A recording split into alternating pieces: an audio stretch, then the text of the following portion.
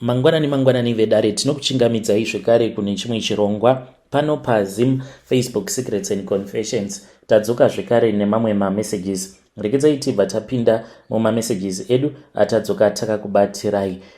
Message yedu yekutanga yakamira sekudai so: hanzi makadi zvenyu mukoma, ndinokumbirawo kuti muge muchindiposterawo nyaya yanguwo makaviga chitupa changu. Ininiwo ndiri murume uye zvekare ndine makore 34 years ekuberekwa mukoma. Ndainge ndakamboroora but nekuda kwenhamo mukadzi akazosvika pakunditiza. Ndingati kutiza here? Ndinotoziva kwaanogara uye zvekare nemurume wacho uyo waakazotanga kugara naye. Apa ainge ari munhu wangu wandakaenda ndikanozvitorera ndiri ndega kumusha, asi vakabva vazonditorera varume vemuno mujoni avo vane mari. So mukomanashi, iniwo chakazokonzeresa kuti ndinge ndichizosvika pakuromba. Kuda kuromba, it was because of nhamo. Ndainge ndichiziva kwandinobva, ndikazviudza kuti maybe inguva yekuti ndige ndichimbopondawo nhamo, asi ndaikwanisa kungoiponda nhamo iyi kuburikidza nekuendawo kun'anga ndichinorombeswawo. Mukomanashi, panguva yacho iyoyo ndainge ndanzwa nenhamo. So isusu kudzinza rekwedu tinoita sekunge tiri vanhu vakangoiswa chituko pamusoro peupenyu hwavo. Dzinza rose rinoita sekunge rakatukwa. Sekuru vangu vainge vari garden boy uye zvekare gogo naivowo vainge vari house girl vachishanda mumaprice vachishandira umwe murungu. Vabereki vangu vose mukoma, baba vainge vari garden boy, amai vachishanda mumba, vana tete, mhuri yose mukoma. Tingori mhuri yekuti kana uri mukomana unenge uchishanda mugarden, kana uri musikana unenge uchishanda mumakicheni samaid. Saka mudzinza there is that spirit of poverty. Ndakangoti ndangouya kuno kuSouth Africa ndikabva ndangotanga kushanda sagarden boy, asi vamwewo vandainge ndichiwirirana navo vachishandawo mumagarden evamwe, waitoti kana wakatarisa development waitoona kuti munhu zvake ari kuwana mari shoma but upenyu hwake hunenge huri kutoendeka, vanhu vachitovaka dzimba kumusha uko nacho chigarden boy nechihouse girl. But ini ndaizvibvunza kuti kodambudziko rangu rimbori paiko? So mukuzonofamba umo ndo pandakatanga kutsvakawo n'anga dzinorombesa. Kuuya kwandakaita kuno kumukoma ndikati ndo zvakazondipa mukana wekuti ndige ndichitsvaka n'anga dzinorombesa, because ndichiri kuZim ndainge ndisitomborina kana mari kana kwekuti ndaikwanisa kuiwana. Ndichingonotenga foni ndichinoregister Facebook, ndakabva ndatanga kutsvaka magroups epaFacebook en'anga dzinorombesa. Kudzamara ndichizotanga kutaura neimwe n'anga yekuMalawi iyo yainge ichiti inozviziva uye zvekare inokwanisa kundibetsera. Saka n'anga iyi yakabva yazvoti ndaifanira kuti ndinge ndichitumidzira hama yacho yainge iri muno muSouth Africa mari, ndikabva ndazoita saizvozvo. So n'anga iyi mukoma yakandibatsira, asi hazvina kuzoita. Chandakangokwanisa kuona mukoma rainge riri rima. Mushure mekunge ndapinda mumatare nayo n'anga yacho iyoyo, ndakangoona rima chete. Kuzoti ndike ndichitaura nayo n'anga iyi yainge yava kusabatika. Ndikati ameno, ndokubva ndatsvaka zvekare imwe. Ndakawana imwe manje iyo yandichiri kutaura nayo uye zvekare yazokonzeresa kuti ndinge ndichisvika pano. Dambudziko riripo mukoma nderekuti pane mhiko dzandakanzi ndinofanira kuti ndike ndichizadzikisa. Ndanga ndamboti ko hamukwanisi here kuti munge muchichinja instead yekuti ndinge ndichiuraya amai? Ko baba, I know zvakangofanana hazvo kuti kuuraya ndinenge ndauraya mubereki, but amai vangu mukoma, she is too close to my heart. Baba vanenge vari nani, plus baba I think havana ngozi. Saka n'anga iyi yakabva yatonditi ngozi yacho ndiyo yatinenge tichida, iyoyo ngozi yekuti amai vako mukuzonovauraya vachazviziva kuti ndiwe wavaurayisa. Saka vanobva varwadziwa kuti mwana wangu wandakazvara ndiye azondiuraya kuti ange achiita mari neni. Hanzi ndo zvatinenge tichida izvozvo, kuti mweya wavo paunomuka uine hasha, then tinobva tazoshandura mweya wavo kuti unge uchizova mweya wechikwambo uyo unenge wava kukushandira, uchikushavira, uchikuunzira mari. Zvino ndakabva ndazongoisa nyaya yacho pahold on, ndikabva ndati sekuru chimbomirai ndichadzoka zvangu neresponse. Vakabva vati kana uchizodzoka uzodzoka nekukasika, nekuti kana ukazvinonokera zvinhu izvi unokwanisa kuzotopenga kana kuzotofa uri murombo wekupedzisira. Mukoma Nashe, ndikudawo kuti mhuri yeZimbabwe inge ichindibatsira, nemiwo ndibatsireiwo nemazano mukoma, because nhamo ndinoiziva, nhamo inorwadza. Ndanga ndisiri kuda kuti nevanawo vangu kana kuri kunzi ndikazoitawo vana vange vachizorarama upenyu unorwadza seupenyu hwandiri kurarama. Ndanga ndichida kuti ndinge ndichizororawo mukadzi anozondiremekedza, achizivawo kuti murume wake ane mari,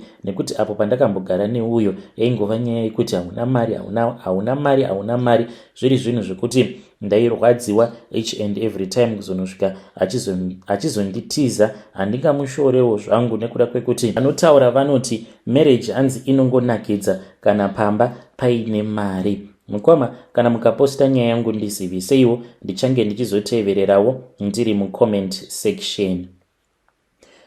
Vedare ndo message iyo yandakatumidzirwa ichibva kuna mukoma vedu avo. Ngatizamei kuti tinge tichitaura navo mukoma vedu ava mucomment section. Zvakangoma hazvo veduwe, hanzi kuchekeresa amai ndokuri kundirwadza, asi dai vanga vari baba ndinoona sekunge zviri nani.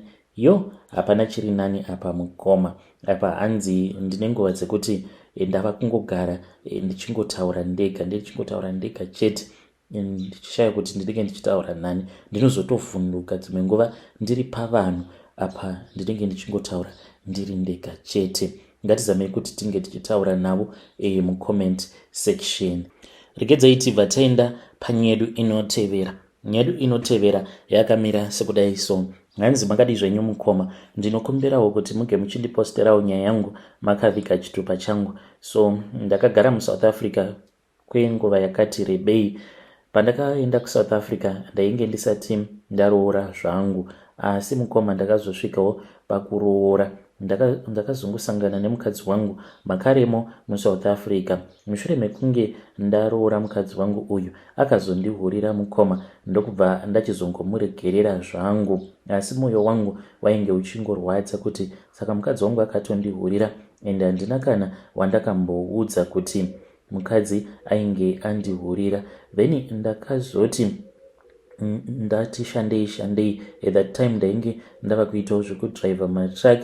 Mukadzi ainge ava kungondibatira padhuze achitya kuti zvimwe kuda ndaikwanisa kuzomuhurira, but ndainge ndisati ndambopindwa nemweya wekumuhurira until ndazouya kuno kuAmerica. Saka kuno kwandiri mukoma ndava neumwe wandiri kufambidzana naye, but mukadzi wemunhu manje, iyewo anoti she was in that same situation that I was when I was in South Africa.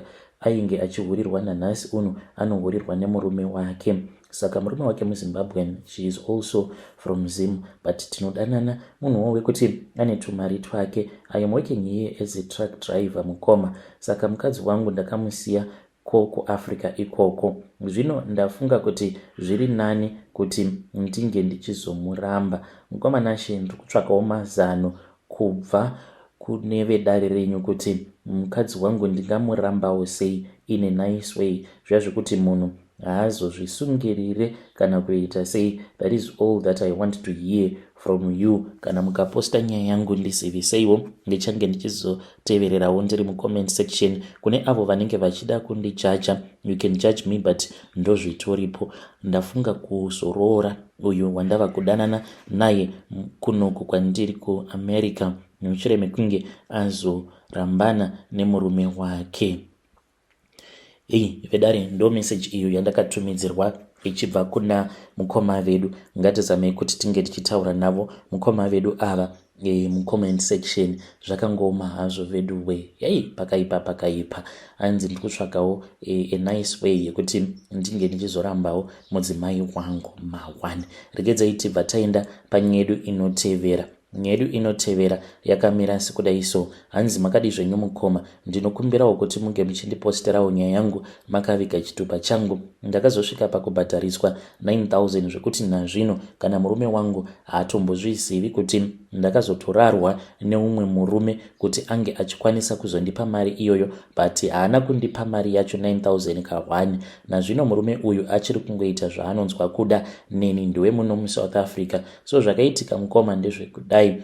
Pamba patinogara pane vamwe mother vanoitawo zvechiprofita uye zvekare vane zowe ravo, saka chechi yavo iri kuita ichidzikira, but mulokesheni imomo mune umwewo muprofita anoitawo izvozvo futi zvekuprofita, anoshandidzana nemukadzi wake. Ikoko ndokuri kuenda vanhu. Saka nerimwe zuva takati takagara, vakabva vati vasikana toda kuti muge muchindibatsira, mazuva ano zvinhu zvangu hazvisi kunyatsokufamba, and I know kuti nhingi uya ndiye akandiganyira nekuti vari kundibira macustomers angu. Macustomers angu avo aimbopota achiuya kwandiri, macustomers ose iwawo ava kuenda kwavari.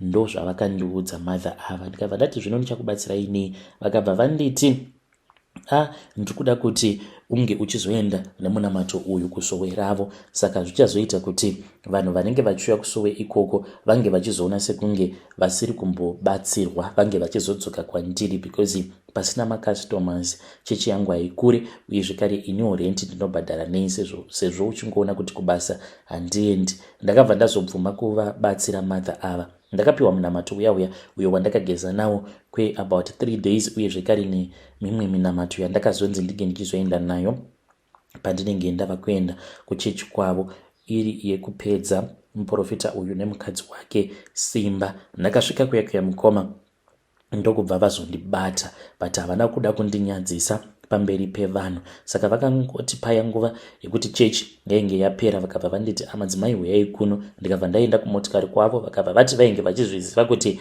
ndainge ndiine minamato yandainge ndiinayo, ende vainge vachida kuti ndige ndichizoya kumba kwavo. So after that ndakazoenda kumba kwavo. Ndaenda kumba kwavo ndakavaudza chokwadi kuti ndainge ndatumwa nemuvakidzani wedu, ndokubva vatanga kuitirana mago back to sender mukoma. Saka vakati vachiitirana mago back to sender, mwana wangu ndokubva atanga kurwara. Ndakafonerwa naamai zvichinzi kuno kumwana ka dai mambodzoka because mwana arwara. Ende kana mukaona mubereki azosvika pakukufonera achikuudza kuti mwana arwara, zveshuwa mwana anenge arwara. Ndakati zvino ndoita sei? Tainge tava kutogadzirira kuda kuenda kumusha nemurume wangu, ndopa ndakabva ndazosenderwa meseji nemukadzi wemuprofita uya. Vakabva vazonditi ndike ndichisvika kumba kwavo. Ndakaenda kumba kwavo mukoma, ndokubva vazonditi munamato uyu ushandisei, but munofanira kuti munge muchitibhadhara because mwana wenyu takamurovesanego back to sender.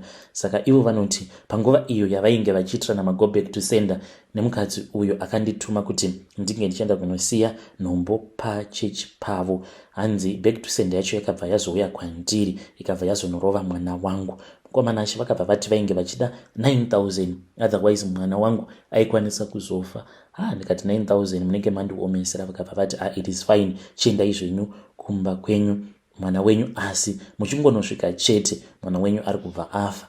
Kuti ndinge ndichirasikirwa nemwana ndakati hazviite. Ndikati it is okay, chindipaiwo nguva yekuti ndinge ndichitsvaka mari. Mukomanashi ndakambozama kukumbira murungu kutodii until ndazofunga umwe South African uyo aigara achingondinetsa, ndikamukumbira mari akabva nditi kuda mari. Ndikati ndikuda 9,000. Akati yose iyo yakawanda kudaro. Ndikabva ndati une mari, ndobva azondiudza mari yaikwanisa kundipa. Saka ndakabva ndazoti iwewo kana uchindida, it means kuti each and every month unofanira kundipawo girlfriend allowance. Akanditi it is fine. So akandibvunza kuti unoda girlfriend allowance yemari. Ndikati iwe unowana mari iwe unondipa 3 pamwedzi. Akanditi 3 yakawandisa. Saka anondipa 2.5 mwedzi woga woga. Mari iyi mukomanashi yaingoti ichingouya kwandiri, ndobva ndatongoiendesa yakadaro.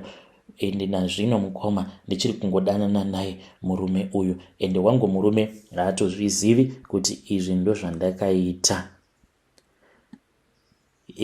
Vedare ndo message iyo yandakatumidzirwa ichibva kuna vanzvadzi vedu. Zvakangooma hazvo vedu we. Pakaipa. Ngatizamei kuti tinge tichitaura navo vanzvadzi vedu ava mucomment section, kuita kuvhara mahwani chaiko, ndokunonzi kuvhara mahwani kauko. Asi ngatizamei kuti tinge tichitaura navo mucomment section. Rekedzai tibva taenda panyedu inotevera. Nyedu inotevera yakamira sekudai so. Hanzi makadi zvenyu mukoma, ndinokumbirawo kuti munge muchindiposterawo nyaya yangu makavigawo chitupa changu. Goreo randakaroorwa mukoma apo pandakazoenda kumusha kwemurume wangu ndipo pandakazotengesa mumvuri wangu.